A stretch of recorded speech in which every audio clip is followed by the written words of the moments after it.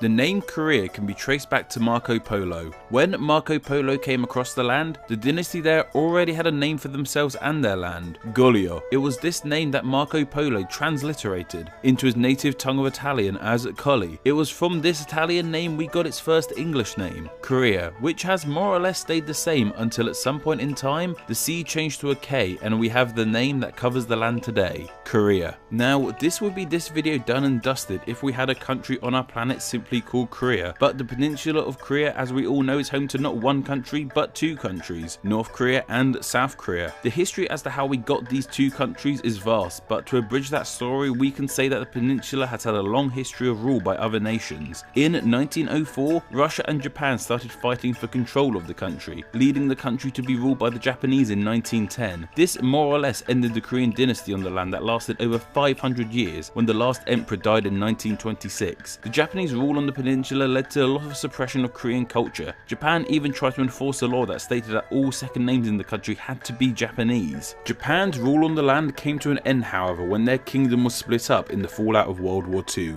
It was now in the midst of the Cold War the two countries we know today started to form. The peninsula of Korea has the 38th parallel running more or less through the middle of it. It was on either side of this parallel where influences from different nations took place. The US took control of the south while Russia started a communist regime in the north. Formal governments were set up in the countries in 1948, and instead of giving the two separate countries different names, they were simply called North Korea and South Korea. However, these are just their names in English, as Korea is an exonym. You know, like how in English this country is called Germany, but in German it's called Deutschland? Seriously, I've explained that so many times, but you never know when it might be someone's first time on the channel. Hello first time viewer, like, subscribe, all that stuff. But anyway, while Korean is still the official language in both countries, the split in the peninsula has even made these languages change. Due to the isolation from the rest of the world, the Korean spoken in North Korea has had no chance to change and evolve like it has in the south. Many North Korean defectors now living in the south have said the change in language is a challenge in adjusting to their new homes. The countries even have different names for the peninsula as a whole.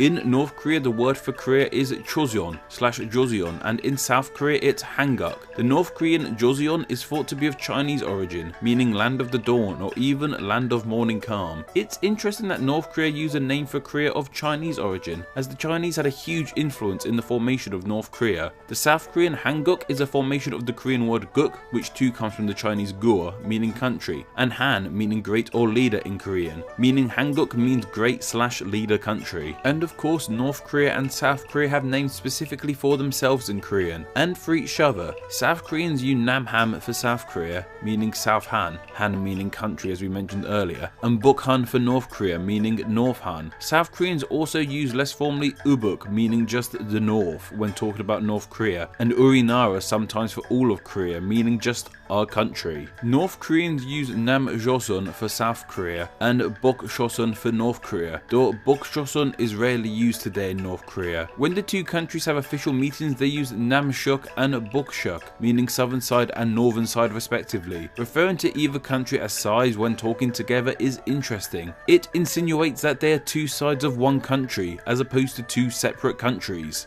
The name of this video, What Do North Korea and South Korea Call Each Other, sounds like the start of a joke, and no doubt there'll be funny to questionable punchlines to this joke in the comment section. While there has been a volatile history between these two countries, from war to some of the worst living conditions on our planet today in North Korea, yet at the time of writing this, there seems to be change in the air. While the things that the leaders of North Korea have put their people through is unforgivable, perhaps sometime in the future, these two countries could call themselves allies, or maybe even friends. The